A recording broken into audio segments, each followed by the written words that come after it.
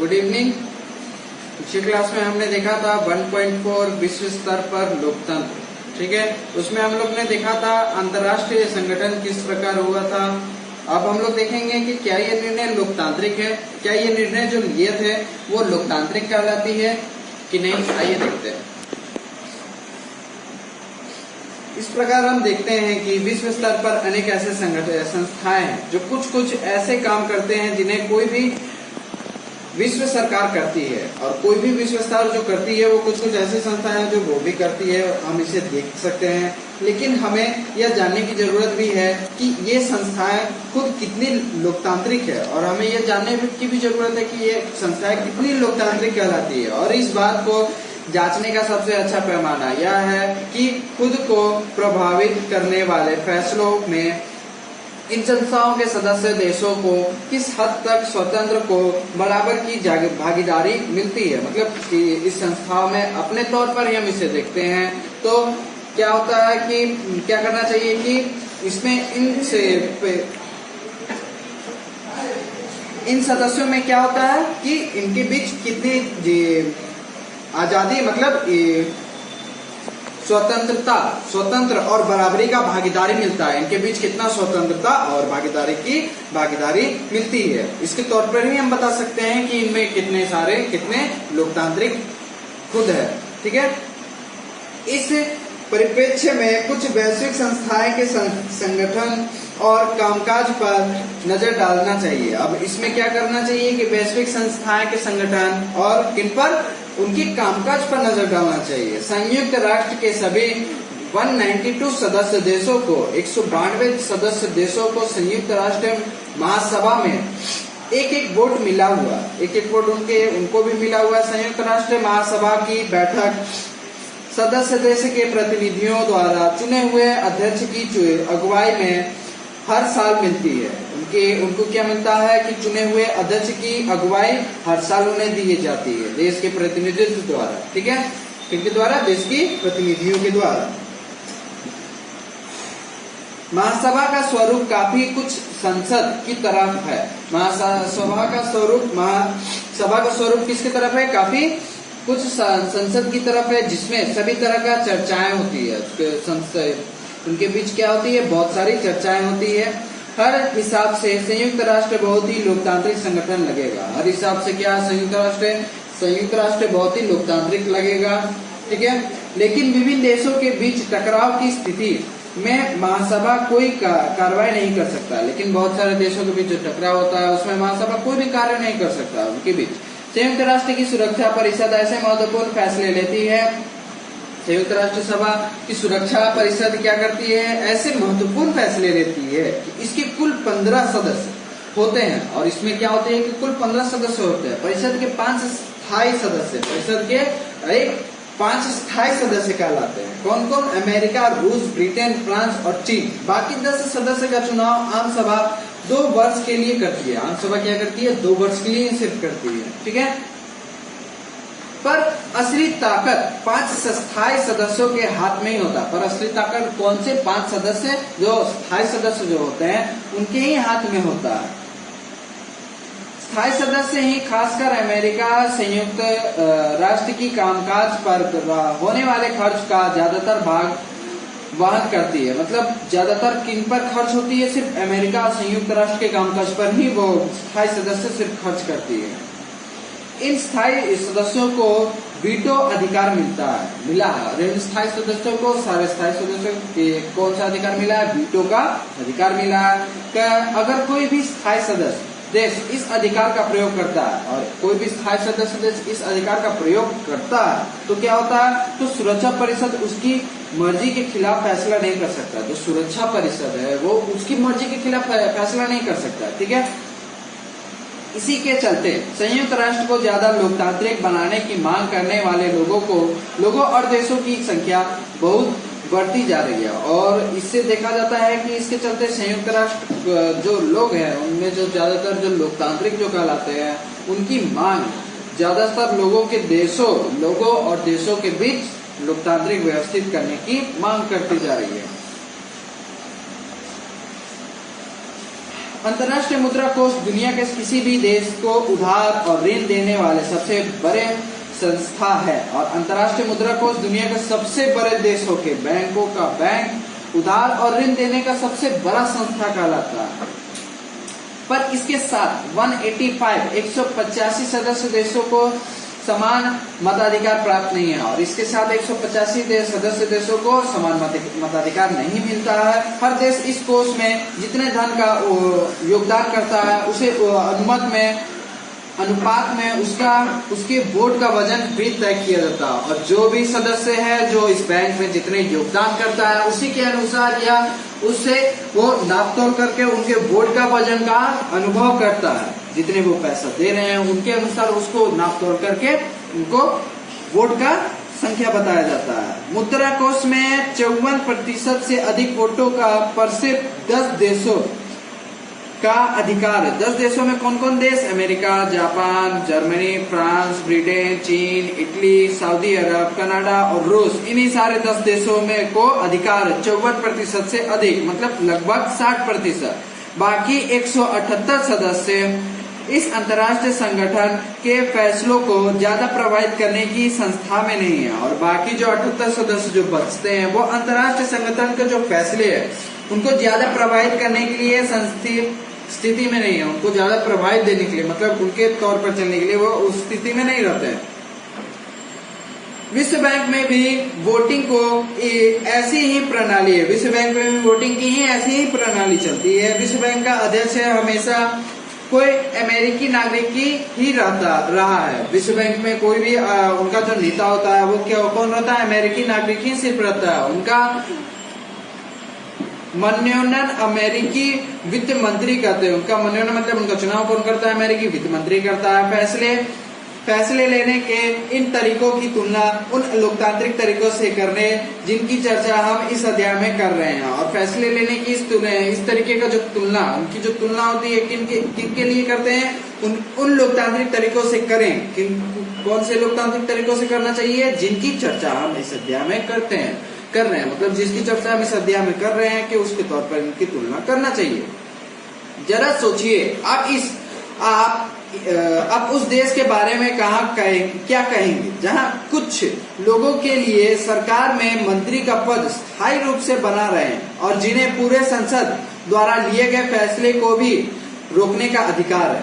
अब बोल रहा है कि अब ऐसे देश को आप लोग जानिए, मतलब ऐसे देश के बारे में सोचिए कि जिसमें क्या कहा है कि कुछ लोगों के लिए सरकार में मंत्री का पद स्थायी रूप से बना रहे हैं, और जो मंत्री का जो पद बना रहे हैं जो लोग वो स्थायी रूप से बना रहे हैं, जो हट नहीं सकता।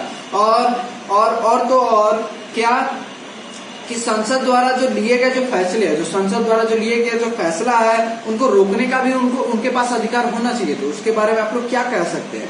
या फिर आप इस संसद के बारे में क्या कहेंगे आप, या फिर इस दूसरे सोच के बारे में क्या कहेंगे, दूसरे संसद के बारे में क्या कहेंगे जहां के सिर्फ 5% सदस्य ही बहुमत की राय को पलट देने या रोक देने का सक्षम हो। और यहाँ पे यह बोला जा रहा है कि दूसरे सदस्य के बारे में आप क्या कह सकते हैं कि जहाँ के 5% सिर्फ सदस्य ही बहुमत की राय को पलट देने का, मतलब जो राय अभी तक जो बना हुआ है जहाँ पर जो स्थित है उसको 5% लोग ही क्या कहते हैं, उस राय को पलट देने का सक्षम रखते हैं। ठीक है, क्या आप इसको लोकतांत्रिक कहेंगे? क्या आप इन दोनों को लोकतांत्रिक कह सकते हैं? राष्ट्रीय सरकारों के लोकतांत्रिक होने ना होने के लिए हम इस सरल कसौटी का प्रयोग करते हैं। हम इस सरल कसौटी का प्रयोग करते हैं कि अधिकांश वैश्विक संस्थाएं उस पर खरी नहीं उतरी है, और अधिकांश वैश्विक संस्थाएं उस पर बहुत खरी ही नहीं उतरती है। जैसे कि हमने यहाँ पर पूछा था, उस संस्थाओं पर बहुत सारे लोग वहां पर खरा नहीं उतर पाते हैं। अगर वैश्विक संस्थाएं लोकतांत्रिक नहीं है, तो क्या वे कम से कम पहले की तुलना में ज्यादा लोकतांत्रिक हो रहे हैं? और कम से कम पहले की तुलना में क्या वो लोकतांत्रिक हो रहे हैं कि नहीं हो रहे हैं? इस बात के भी कोई बहुत उत्साहवर्धक संकेत नहीं देखते हैं, और इस बात के लिए भी कोई उत्साहवर्धक संकेत मतलब कोई भी उत्साह वाली चीज को हम नहीं देखते हैं कि वो लोकतांत्रिक हो रहे हैं कि नहीं हो रहे। दरअसल विभिन्न राष्ट्र तो पहले की तुलना में ज्यादा लोकतांत्रिक हो रहे हैं। दरअसल क्या बोलते हैं कि विभिन्न राष्ट्र पहले की तुलना में ज्यादा लोकतांत्रिक हो रहे हैं, पर अंतर्राष्ट्रीय संगठनों के लोकतांत्रिक चरित्र में कमी आती जा रही है। पर अंतर्राष्ट्रीय संगठन की तुलना में क्या हो रहा है कि अंतर्राष्ट्रीय संगठन तुलना कमी, उनकी लोकतांत्रिक में कमी आती जा रही है। 20 साल पहले दुनिया में 2 महाशक्तियां थी। 20 साल पहले दुनिया में 2 महाशक्तियां थी। क्या किया? अमेरिका और सोवियत संघ। अमेरिका और कौन सी थी? सोवियत संघ। इन 2 महाशक्तियों और उनके पीछे रहने वाले देशों के समूह की प्रतिद्वंदिता और टकराव से इन सभी वैश्विक संगठनों को शक्ति संतुलन, क्या बोला है कि इन 2 महाशक्तियों और उनके पिछले रहने वाले सदस्यों के समूह को प्रतिद्वंदिता और टकराव से उन सभी वैश्विक संगठनों का शक्ति संतुलन ज्यादा बेहतर नहीं रहा है।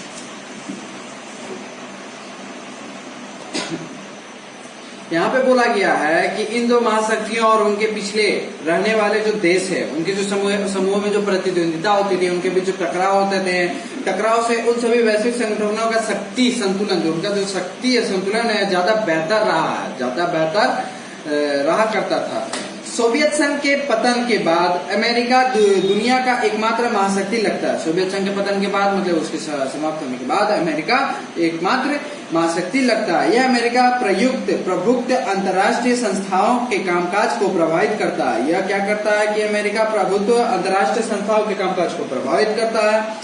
यह कहने का ऐसा अर्थ नहीं निकलना चाहिए कि वैश्विक लोकतंत्र की जरूरत नहीं है, या इस दिशा में कोई भी प्रगति नहीं हो रही है।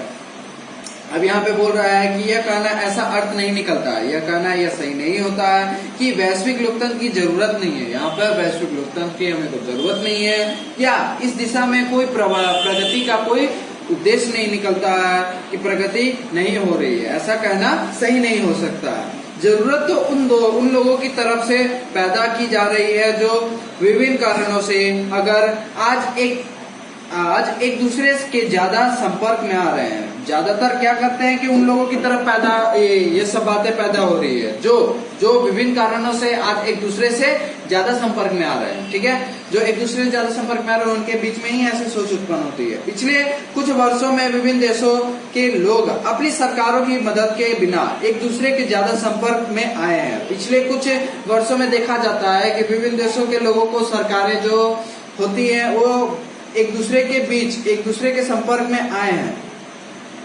अपने सरकार के मदद की बिना वो एक दूसरे के संपर्क में आए, जिन्होंने युद्ध और दुनिया पर कुछ देशों या व्यापारिक कंपनियों के प्रभुत्व के खिलाफ वैश्विक संगठन बनाया। जिन्होंने क्या किया है, युद्ध और दुनिया पर कुछ देशों के वैश्विक दुनिया कहाँ गया,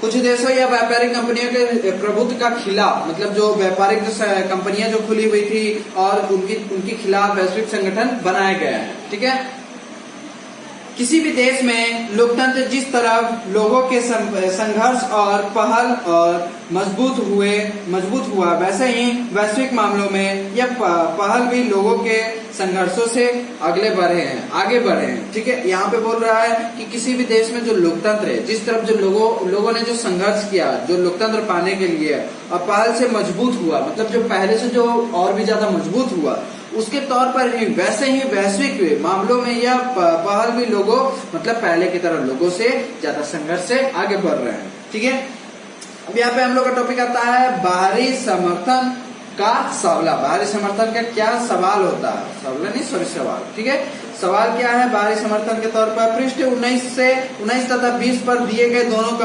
कार्टूनों को गौर से देखिए। यहाँ पे पृष्ठ 19 और पृष्ठ 20 में दिया गया है, यहाँ पे जो चित्र है उसको काफी गौर से देखने के लिए बोला गया है। यह कार्टून वैश्विक लोकतंत्र के बारे में इन मौलिक सवाल उठाते हैं।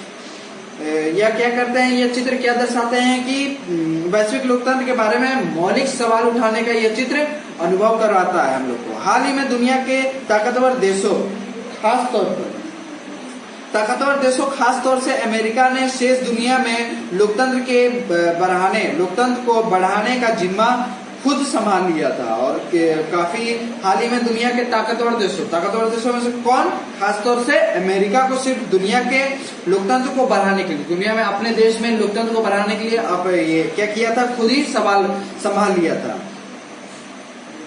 वो अपना खुद ही जिम्मा ले लिया था। ठीक है, उनका कहना है कि सिर्फ लोकतंत्र मूल्यों के प्रचार से काम नहीं चलेगा, लोकतंत्र सिर्फ मूल्यों के प्रचार से ही सिर्फ काम नहीं चलेगा, सिर्फ हम प्रचार करते रहेंगे सब जगह तो वो सिर्फ उसके द्वारा ही सिर्फ काम नहीं चलता। लोकतंत्र देशों के उन देशों में लोकतंत्र स्थापित करने के लिए सीधी दखल देना चाहिए जहां लोकतंत्र नहीं है। अब यहाँ पे बोल रहा है कि जहां पे लोकतंत्र नहीं है वहां पे हमें सिर्फ सीधी दखल देना चाहिए, सिर्फ प्रचार करने से कुछ नहीं होगा। कुछ मामलों में तो ताकतवर देशों ने गैर लोकतांत्रिक देशों पर सशस्त्र हमला भी किया। कुछ देशों में देखा जाए तो जो ताकतवर देश है, जो कमजोर देश पर जो कमजोर देश है, जो अलोकतांत्रिक है, उस पर सशस्त्र हमला भी कर दिया था लोकतांत्रिक व्यवस्थित करने के लिए। सुष्मिता यही बात कह रही थी। आइए देखें कि इराक में क्या हुआ। इराक पश्चिमी एशिया के एक देश है। इराक पश्चिमी एशिया का एक देश है। 1932 में यह ब्रिटिश गुलामी से आजाद हुआ था। 1932 में ब्रिटिश गुलामी से आजाद हुआ था। 3 दशक बाद यह फौज ने इस सरकारों की तख्तापलट की थी। 3 दशकों के बाद क्या होता है कि फौज ने इनकी सरकार का तख्तापलट किया था। 1968 में 1968 से यहाँ अरब सोशलिस्ट बाथ पार्टी मतलब अरबी शब्द बात का मतलब होता है पुनर्जागरण, ठीक है, का शासन था। इसके 1968 में से किसका शासन चल रहा था? अरब सोशलिस्ट बाथ पार्टी का शासन था। बाथ पार्टी ने नेता सद्दाम हुसैन ने 1968 के तख्तापलट में महत्वपूर्ण भूमिका निभाई थी। 1968 में सद्दाम हुसैन ने तख्तापलट का बहुत ही महत्वपूर्ण भूमिका निभाया था और उसी से यह पार्टी सत्ता में आई थी। कौन? सद्दाम हुसैन। इस सरकार ने पारंपरिक इस्लामी कानूनों को हटाया और इस तरह सरकार ने पारंपरिक कानूनों को इस्लामों का कानून हटा दिया था और औरतों और उनके ऐसे अधिकार दिए गए, औरतों को ऐसे अधिकार दिए गए जो अन्य पश्चिमी एशियाई देशों ने कहीं नहीं दिए गए थे और अन्य पश्चिमी देशों में औरतों को अधिकार कहीं नहीं दिया गया था। 1979 में राष्ट्रपति बनने के बाद से सद्दाम हुसैन ने अपनी तख्तापलट चलाई और अपने शासन का विरोध करने वाले को सख्ती से दमन किया और 1979 में राष्ट्रपति जो सद्दाम हुसैन जो तख्तापलट के बाद जो अपना सत्ता जो पाया था, उसके बाद जो उनके जो विरोध थे उनको बहुत ही शोषण किया था, उनका बहुत ही दमन किया गया था। अपने अनेक राजनीतिक विरोधियों की हत्या और जातीय अल्पसंख्यक समुदाय के लोगों को निरसंहार कराने के लिए भी वे कुख्यात हुए। मतलब यहाँ पे क्या रहा है कि अपने ही राजनीतिक विरोधियों का हत्या कर दिया गया, जो राजनीतिक तौर पे जो उनके जो विरोधी थे उनकी हत्या करा दी गई थी और जातीय अल्पसंख्यक समुदाय के लोगों का निरसंहार करने के लिए वे कुख्यात हुए। मतलब वो उनकी जो इतनी गंदी मतलब जो इतनी जो गंदे तौर पर जो दमन कर रहे थे, अपने ही पार्टी के तौर पर जो दमन कर रहे थे, उसके बाद जो अल्पसंख्यक जो समुदाय थे लोगों ने उन्हें देखकर वो तैयार हो बैठे थे। अमेरिका और ब्रिटेन आदि उसके सहयोग देशों ने, उसके जो सहयोगी जो देशों ने आरोप लगाया कि इराक के पास गुप्त परमाणु हथियार है। अब यहाँ पे उनके जो गुप्त जो सहयोगी जो देश थे उन पर इराक पर यह आरोप लगाया कि उनके पास परमाणु हथियार है और जनसंहार के हथियार है। और क्या है? जनसंहार के हथियार है और इससे दुनिया को बहुत खतरा और उससे दुनिया को क्या बहुत ही खतरा है। लेकिन जब संयुक्त राष्ट्र ने यह जांचने के लिए अपने विशेषज्ञ टीम इराक भेजी तो उस टीम को ऐसा कोई हथियार नहीं मिला था और जब उनकी जांच करवाई गई थी इराक की, जब खोजबीन हुई थी इराक में, तब ऐसा कोई भी हथियार नहीं मिला था। फिर भी 2003 में अमेरिका और उसके साथ देशों ने इराक पर हमला किया और अमेरिका और उसके साथियों ने क्या किया था? इराक पर हमला कर दिया गया था 2003 में। उस पर कब्जा कर लिया और सद्दाम हुसैन को सत्ता से हटा दिया गया था और उस पर कब्जा करने के बाद सद्दाम हुसैन को सत्ता से हटा दिया गया था। अमेरिका ने अपनी पसंद की अंतरिम सरकार बनवा दी, और अमेरिका ने अपने पसंद की अंतरिम सरकार बनवा दी थी। इराक के खिलाफ युद्ध को सुरक्षा परिषद ने भी मंजूर नहीं दी थी, और इराक के खिलाफ जो युद्ध हुआ था, इराक पे जो युद्ध किया गया था, उसके खिलाफ सुरक्षा परिषद भी मंजूर नहीं थी। संयुक्त राष्ट्र महासचिव कोफी अन्नान ने कहा कि इराक के खिलाफ अमेरिकी युद्ध गैर कानूनी है, और इराक के खिलाफ जो अमेरिकी युद्ध हुआ था वो गैर कानूनी कहला रहा था। ठीक है, अब यहाँ पे देखते हैं कि इराक का उदाहरण कई मूलभूत प्रश्न उठकर है जिन पर हमें सोचने की जरूरत है। अब यहाँ पर बहुत सारे प्रश्न पूछे गए हैं, उन पर हमने गौर करना चाहिए। क्या कि पहला क्वेश्चन है कि क्या यह लोकतंत्र को बढ़ावा देने की सही तरीका क्या है? लोकतंत्र को बढ़ावा देने का सही तरीका क्या? किसी देश में लोकतंत्र की स्थापना करने के लिए किसी लोकतांत्रिक देश को उस देश पर हमला कर देना चाहिए? क्या करना चाहिए कि नहीं करना चाहिए, उस पर गौर करना चाहिए। देखते हैं दूसरा क्वेश्चन कह रहा है कि क्या बाहरी सहायता हर मामले में मददगार साबित होता है? जो बाहरी सहायता जो की जाती है वो मददगार ही साबित होती है, या वह केवल तभी कारगर होता है जब किसी देश के लोग अपनी यहाँ के समाज को लोकतांत्रिक बनाने के संघर्ष में लगे होते हैं? ठीक है, और ऐसे ही दो और क्वेश्चन है, इस क्वेश्चन पे आप लोग गौर किए गया कि इस अध्याय में सिर्फ गई बातों की रोशनी में इस सवालों का विचार कीजिए। और इस जो सवाल जो यहाँ पे पूछे गए हैं, तो 4 सवाल है, उस पर गौर करने कहा गया है। ठीक है, इससे क्वेश्चन को क्लियर कीजिएगा, और बीच में जो क्वेश्चन दिए रहते हैं खुद करें खुद सीखें। यहाँ पे जो पीला कलर से जो नोट डाउन है वो क्वेश्चन की तरह है, वो टॉपिक आपसे सोचने के तौर पर कहा गया है कि इस टॉपिक में आप लोग क्या कह सकते हैं, आपके क्या संदर्भ होते हैं। ठीक है, तो इस पर आप लोग गौर कीजिएगा। ठीक है, अभी तक हमने अपना लेसन, आज पहला लेसन हमने क्लियर किया है। ठीक, इस लेसन को आप लोग फिर से दोबारा पढ़िएगा, स्टार्टिंग से पढ़िएगा, क्योंकि आप लोग को तरीका बताया गया है कि पढ़ने का तरीका के तौर पर ही आप लोग इसको पढ़िएगा। पहले आप लोग खुद पढ़िए, वीडियो देखने समय आप लोग भी ध्यान दीजिए, फिर वीडियो देखने के बाद भी आप लोग को इसको रीड करना कम से कम 3 बार, क्योंकि आप लोग को क्लियर से क्लियर लेसन आप लोग को क्लियर करना। ठीक है, और आप लोग ज्यादा से ज्यादा कोशिश कीजिए कि घर में ही सिर्फ सुरक्षित रहें और पढ़ाई पर ध्यान दें। ठीक है, थैंक यू।